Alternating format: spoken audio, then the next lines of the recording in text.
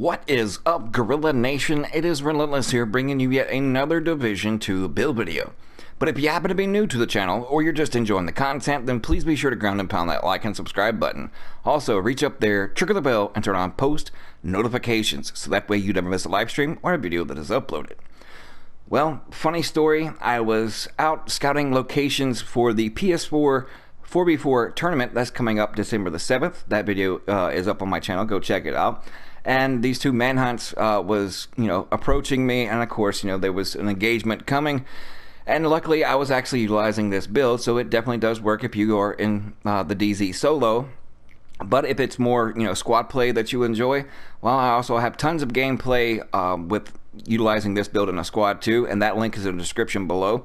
But I'm going to send you over to the gameplay for this particular build, just a few short clips. But like I said, that extensive gameplay is in the link in the description below.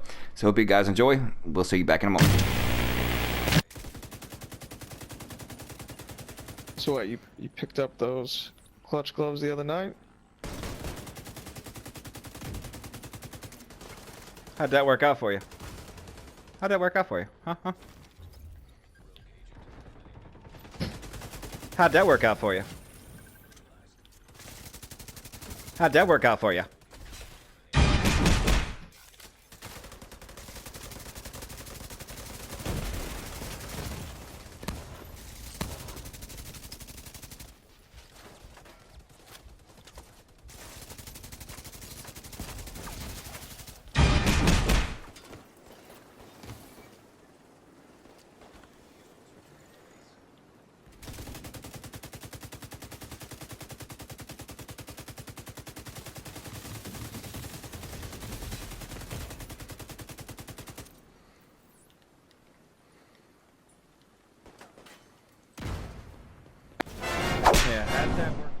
So as you can see, it didn't work out well for those two manhunts. But let's hop into the build itself. I'm utilizing the gunner, specifically for when you're stationary or not moving for a brief moment, you gain some weapon handling, which comes in handy when you're utilizing LMGs, especially when they have the unhinged talent. Now the weapons of choice, of course, is the Pestilence 30.2K, and that has Plague of the Outcast. After hitting the same enemy 5 times, that enemy is inflicted with Plague of the Outcast. And that in turn debuffs them for 50% for 10 seconds. So it cuts their healing in half, basically. So their clutch or their hives healing or their chem launchers, basically it cuts it in half and can help you, dish out tons of damage and down them even faster because they can no longer heal typically as fast as they normally would, especially those clutch players. And of course, instead of going into a downed state, they are instantly turned into a mist of piss, I would say. They get pestified. And then of course, if you run into status effect builds in the DZ, it has the Outcast Resilience, which is the holster talent. While holstered, gain 20% bonus armor for 5 seconds whenever you are affected by blind, bleed, or burning. Now, of course, when it comes to your sidearm, it all depends on your personal preference. I either go with the additional reload speed, not reload speed, but swapping weapon speed, which is greased, while holstered weapon swap speed is increased by 10%, or I go with the protected reload, which gives you 10% bonus armor while reloading. Both can come in handy, as it all depends on your personal preference. Now actually, when it comes to the secondary of your LMG of choice, I like to go with the 26.2K military RPK, just because I haven't found a gear score 500 that's actually stronger than this 497 one. But it all depends on your personal preference. I just like the overall 715 RPM. It has good base damage. The MG5 does have more RPM, but a lower amount of base damage, and it still has a higher reload time than basically all the other LMGs. Even if you were going like with the MK46, the reload time is no shorter, even though you have a shorter magazine capacity in that MG5. So with 65 in the mag, unhinged, Allegro, recharged, of course, since we are a crit LMG build, we went with the crit damage, just of course on the optics and of course the laser sight. If you're utilizing the demolitionist, then instead of the 5% crit chance laser pointer, you can actually equip the 7% laser pointer and get 2 more additional crit chance. But it all depends on your personal preference. Now, along with applying debuffs by way of Pestilence, so it cuts healing in half, you also have another form of debuffing by the means of the 3-piece True Patriot. And as it follows, 2-piece gives you 10% total armor. The 3-piece gives you the red, white, and blue. When you shoot an enemy, apply a debuff to them. Debuffs are applied in the order red, white, blue, cycling every 2 seconds. Red decreases damage dealt by the enemy. White restores armor to friendlies that shoot this enemy. And blue boosts skill haste to friendlies that shoot this enemy. But the main one is just applying the red debuff. So since it cycles every 2 seconds while you're shooting, you can kind of see the flag as it changes from the red, white, and blue. But the decrease in the damage to the player that you're engaged with works out as synergized as well, with also applying that 50% debuff to their healing. Really works out and synergizes really well. But if you don't prefer running a 3-piece, I'll show you another variation that's even more tankier, especially if you just want to run the 2-piece True Patriot and not worry about having to apply debuff. But moving on, the attributes actually on this mask: 7% crit chance, 26,831 health, and of course it has 5.5% weapon damage by way of offensive mod slot on a particular mask. Now the holster, 14% crit chance, 18,835 health. Of course, that's a minuscule health roll. Of course, it can go upwards to around 50k, so I'm missing at least 30k on that. And once a holster comes available that has enough crit chance and to where I can put that much health on it, then that would be very nice in order to have, so that would further extend my survivability. And of course, the holster has 2 offensive mod slots, just like the Healer Guard holster. In both mod slots, I get 5.5% for a total of 11% LMG damage. Now the third and final piece of the True Patriot set would be 12% total armor as my attribute, and then of course it has an offensive and a defensive mod slot. The offensive, get another 5% LMG damage. The defensive, 5644 armor, 3% total armor, and then 3% explosive resistance. Now, the other variation before we hop on to the other 3 pieces, this is where it differs because I'm utilizing the same 3 pieces, just switching them out. Let's say if I wanted to go a little more tanky and don't want to have to worry about, debuffing anybody, the only difference is you will lose 1 offensive mod slot, but you gain a defensive mod slot. And as you can see, my armor definitely changed. 396 armor, 127 health. So this is a version if you want to be a little tankier and not have to worry about applying the debuff. Yes, you lose 1 offensive mod slot, but yet you're sacrificing it to be a little more tankier. And of course, we kept the mask just because it has an offensive mod slot in it. But let's say you don't want to go with the Healer Guard route, and you come across those in the Dark Zone that are utilizing more or less a lot of status effect builds, then need not worry, because you can switch out the mask. As I will show you, I do have the Hollow Man, which gives me the 50% hazard protection, and then 11% crit chance, and of course we're having that 1-piece yaw gear. I get an additional 10% hazard protection for a total of 60%. My armor just goes up ever so slightly, but as you can see, my health does drop. I do have another Hollow Man mask to where if I need the additional crit chance, such as with LMGs and ARs, then I can put on this Hollow Man mask that has 29,427 health, and then the 5% crit chance, and then of course perfectly insulated, and along with the yaw gear, 60% hazard protections. So, for instance, if I'm in the Dark Zone more or less on the solo route, I'll typically run my more tankier side, which would be this build here.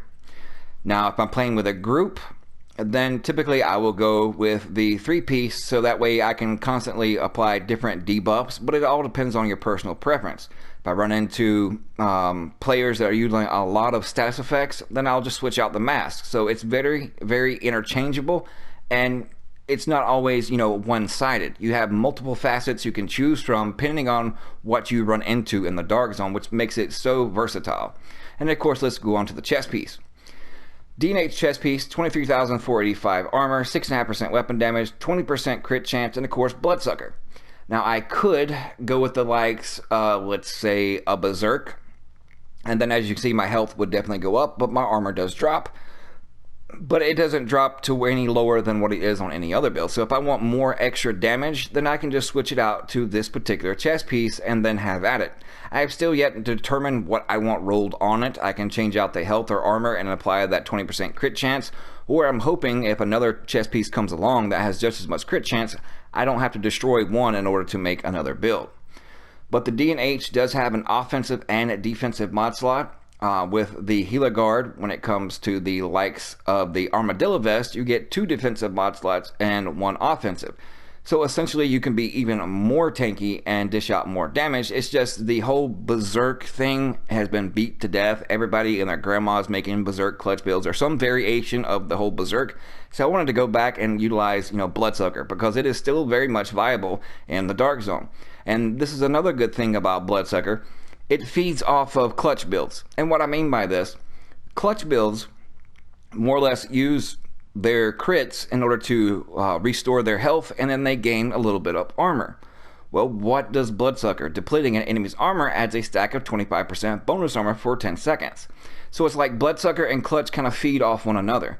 One restores its health by critting on you.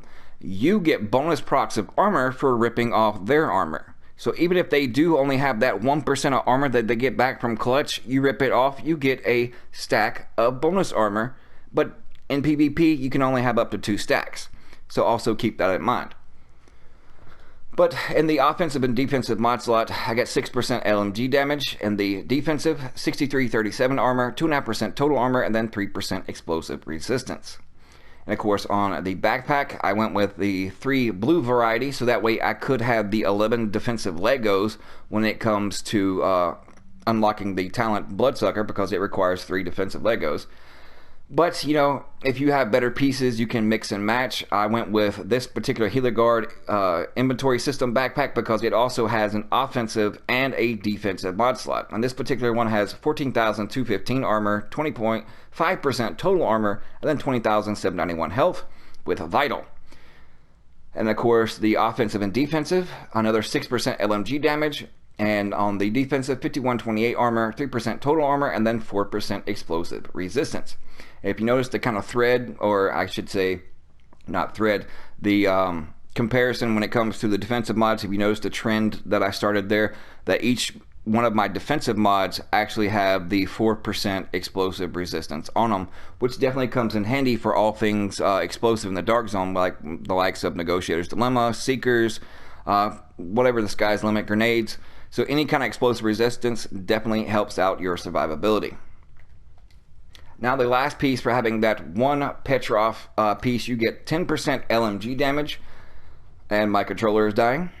And then of course 11% LMG damage. I haven't got the 13% LMG damage on Motherly Love gloves, but I had to go with surgical just to make sure I had the most crit chance I could possibly have, and surgical was my best option over devastating, because if you don't have enough crit chance, then there's no point in having crit damage, because crit damage is dependent on how much crit chance you have. The more crit chance you have, the more often you're going to crit, so they kind of work hand in hand. So that 10% critical hit chance was more vital to me than having an additional 5% weapon damage by way of devastating. But moving on to this variation of the knee pads, while in cover, what damage I lost from sacrificing that offensive mod slot from running the two-piece True Patriot knee pads that has the offensive mod slot, I went with Composure. While in cover, grants 10% total weapon damage. So you pop in cover and instantly you have an additional 10% weapon damage. So that kind of makes up above and beyond of that mod slot by offensive that I lost on the prior knee pads. And the Healer Guard has 2 defensive. And these defensive, I have 6,056 armor, 2806 health, and 2.5% total armor.